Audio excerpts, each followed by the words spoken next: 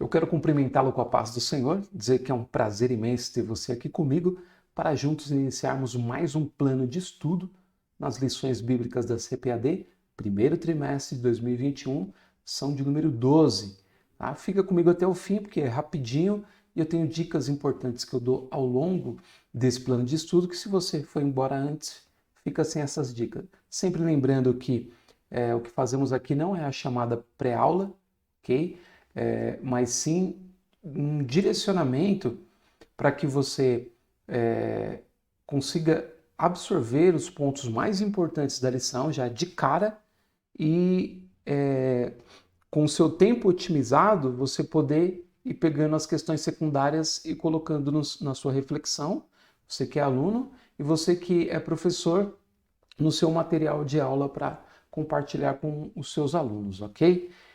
Ao final você tem um entendimento mais metódico de como se desenvolve a lição, porque você vê ela num único plano, no nosso infográfico que mostra todos os tópicos da lição, juntamente com os objetivos específicos e a introdução. Fica mais fácil de você entender ela como um todo já desde o começo. Então, fica comigo que com certeza isso vai agregar algum valor à sua aula, tá bom? Nós vamos agora para a tela do meu computador e nós vamos iniciar esse nosso plano de estudo, ok? Então, lição de número 12, a urgência do discipulado. Se você gostar, dá o seu like, se inscreve no canal, esse material fica disponível gratuitamente para você compartilhar com quem você quiser, fazer as alterações necessárias, utilizar da maneira que você precisar, ok? E aí os objetivos específicos para essa lição são 1. Conceituar o discipulado, 2. Elencar o tripé do discipulado, palavra, comunhão e serviço, e 3. Mostrar que o discipulado gera um crescimento sadio para a igreja. Então, toda a estrutura da lição vai estar montada em torno desses 3 objetivos específicos. E o textuário da lição diz: portanto, ide e ensinai todas as nações, batizando-as em nome do Pai, do Filho e do Espírito Santo, Mateus 28 e 19. E a verdade prática, chamamos de discipulado na fé o aprendizado de um discípulo por meio de seu mestre na igreja para ajudar a desenvolver o seu crescimento espiritual. Então a gente tem esse textual e essa verdade prática que vão integrar aquilo que a gente já visualizou referente aos objetivos específicos. A leitura bíblica em classe está em Mateus 28, 16 ao 20 e em Atos 2, do 42 ao 47. Você pode pausar aqui o vídeo e fazer a sua leitura. A introdução diz o seguinte: o discipulado acompanha a pregação do evangelho desde o princípio e é de fundamental importância como base inicial na formação cristã no novo convertido. A forma que a igreja local desenvolverá somará na formação do caráter cristão para o bem ou para o mal. E os tópicos, 1 diz o que é o discipulado, no 2, o tripé do discipulado, a palavra, comunhão e serviço, e o 3, o discipulado e o crescimento sadio da igreja. Vocês percebem que há uma repetição dos objetivos específicos nos tópicos? Então, eles são exatamente iguais aos objetivos específicos. Com isso, o comentarista demonstra que quer que você fique em torno disso exatamente durante a lição. O primeiro tópico tem 3 subtópicos, o segundo 4 e o terceiro 3. Por isso eu distribuí como auxílio aos professores na gestão do tempo em aula, 20 minutos no primeiro, 30 no segundo, 20 no terceiro. Total 70 minutos, que é o que a gente tem em média em sala de aula na maior parte das escolas dominical, 70 minutos ou 1h10. O primeiro tópico é o discípulo. O termo se aplica com frequência nos evangelhos aos seguidores de Jesus.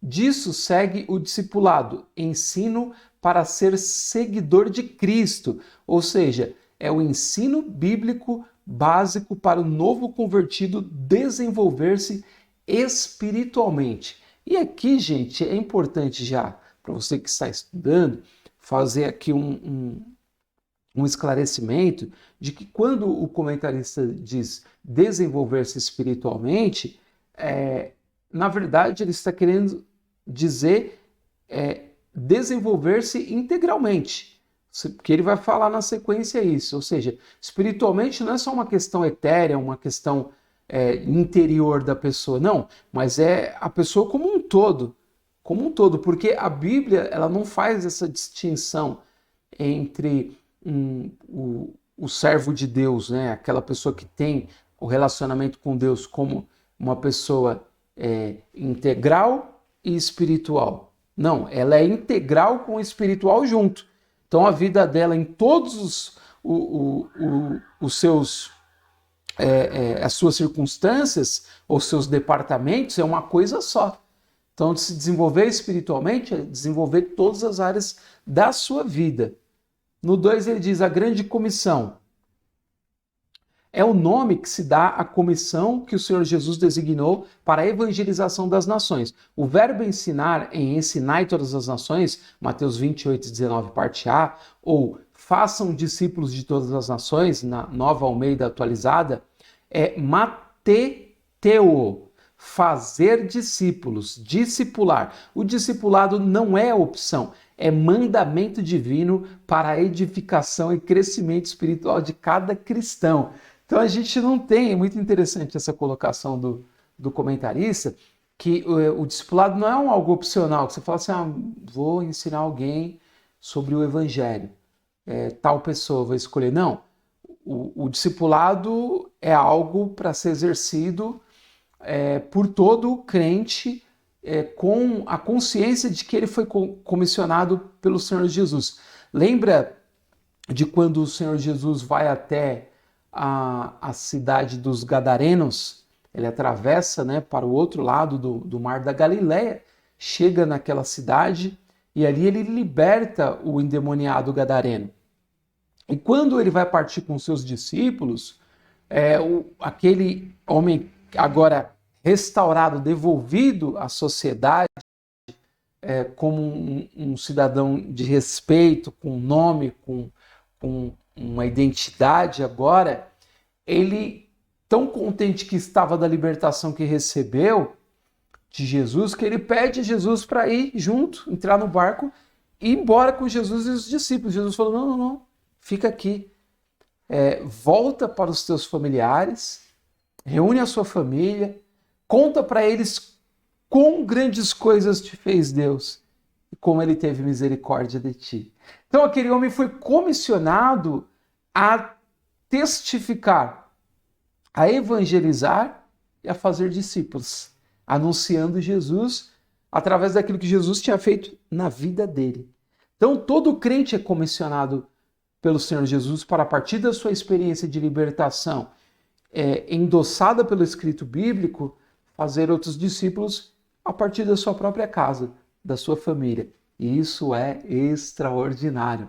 Todos nós temos que ter essa consciência. Então, o discipulado começa assim, testificando de Jesus e da libertação que ele fez na nossa própria vida, porque não é teoria, é prática, é vivência. E é muito importante ressaltar isso, que o discipulado não é um conjunto de livros, né, de revista, que tem a revista do discipulado, né, ou de uma matéria dentro de uma dos ramos da teologia, que você pega até aquela teoria e passa para outra pessoa. Não.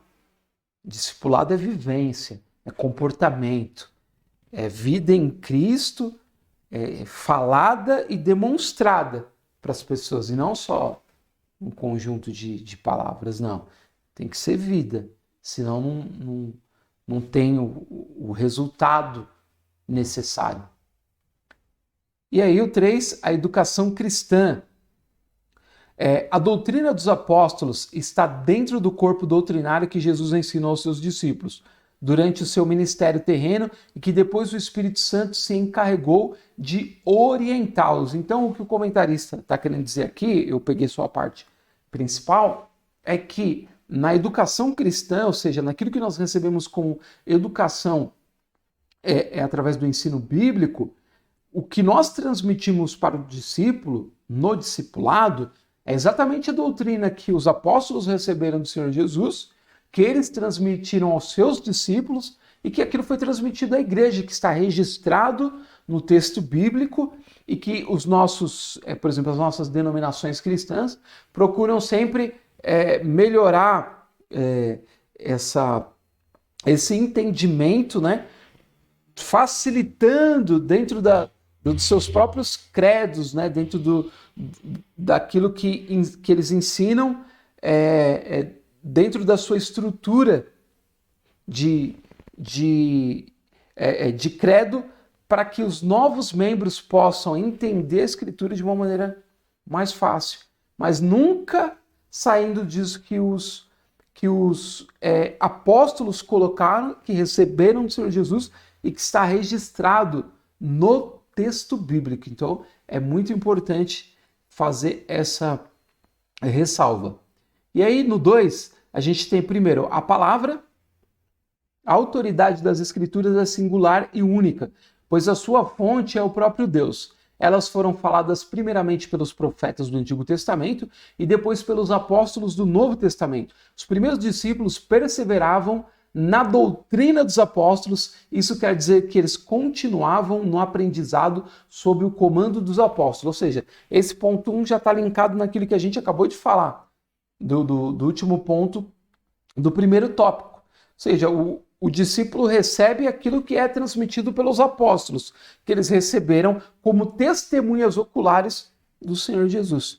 E Paulo, tendo a visão, recebendo a conversão através de uma visita direta do Senhor Jesus Cristo, sendo uma testemunha também ocular dele, não dos seus feitos, mas dele presente no corpo ressurreto e pregando o seu próprio evangelho ao apóstolo Paulo, que posteriormente se tornou o principal dos apóstolos. No 2, a comunhão. A palavra grega koinonia, comunhão, significa compartilhar ou participar mutuamente de algum evento comum ou acordo. No Antigo Testamento, a ideia de comunhão diz respeito ao relacionamento da pessoa com o seu próximo e nunca do ser humano com Deus. Embora Abraão tenha sido chamado amigo de Deus e Moisés tenha falado com Deus face a face, eles não provaram a mesma comunhão com Deus como os crentes da nova aliança. A comunhão no cristianismo envolve tanto o relacionamento entre os irmãos, como também com o Pai, com o Filho e com o Espírito Santo. Então essa questão da comunhão, ela é fundamental no trabalho do discipulado. Sem comunhão não tem como você fazer discípulos verdadeiros, porque uma das marcas distintivas dos discípulos de Jesus é o amor. Então, o Senhor Jesus falou que nós seríamos reconhecidos por nos amar uns aos outros, ou seja, buscar o bem do outro. E para buscar o bem do outro, é fundamental que você também desenvolva a comunhão. E essa palavra koinonia, que não é uma palavra cristã, mas ela é emprestada do grego, já existia no tempo de Aristóteles, de Platão, e era usada no sentido justamente de comunicar algo a alguém dando parte dela. Olha que interessante, é comunhão, é isso. Você comunica algo a alguém dando parte disso para aquela pessoa. E é tão interessante que dessa palavra comunhão foi trazida para o latim, como comúnio. E dessa palavra comúnio do latim saiu duas palavras que nós conhecemos hoje que muita gente não sabe que faz relação com isso, que é comunidade e comunicação. Então a expressão comunicação é usada muito no jornalismo, nas mídias, por veículos, né, de imprensa. Essa comunicação vem de koinonia. E comunidade também de koinonia, através da palavra comúnio, comunhão, trazida para o latim. É muito interessante isso e muito profundo. Porque a igreja, os discípulos de Cristo, eles devem ter todos esses aspectos presentes na sua relação com Deus e na sua relação ao discipular alguém. Você precisa desenvolver a comunhão, a comunicação, e a pessoa precisa estar inserida na comunidade. Então é importante até você dar uma esticadinha nesse ponto aqui, que ele é profundo nesse aspecto. Sem comunhão não tem discipulado, tem a adesão de pessoas, ajuntamento, que não pode ser descrito como cristianismo. E aí, no terceiro tópico, a gente tem a comunhão na igreja de Jerusalém. A igreja de Jerusalém, logo nos seus primeiros dias, deu ao mundo uma lição de coinonia. O que o texto sagrado diz é que não se trata apenas de compartilhar algo, mas também de unidade. Coração diz respeito ao centro da vida, a mesma inclinação. Alma é a sede das emoções, falar dos mesmos afetos e sentimentos. Filipenses 2 e 3, 1 João 3, 16 e 18. Todos os crentes tinham o mesmo propósito, a mesma esperança, servindo ao mesmo Senhor. E no 4, nós estamos no tópico 2 ainda, que ele tem 4 partes. O serviço. Aí diz o seguinte: o termo no Antigo Testamento se relaciona na maioria das vezes aos sacerdotes no santuário e também a qualquer pessoa temente a Deus. Na primitiva igreja de Jerusalém, o serviço cristão está representado sumariamente na perseverança, no ensino dos apóstolos, na comunhão, no partir do pão, nas orações. É isso que Deus espera de cada um de nós no cumprimento da grande comissão. Então, essa questão do serviço para o crente, ela está relacionada a tudo aquilo que ele faz para Deus. Seja no seu trabalho dentro da igreja, seja no seu ambiente familiar, seja no seu trabalho secular. Ele está em constante serviço. Então, a comunhão não é só lá quando a gente está no culto. A comunhão, quando a gente está fora também, com a nossa família e com as pessoas que a gente puder aproximar de nós.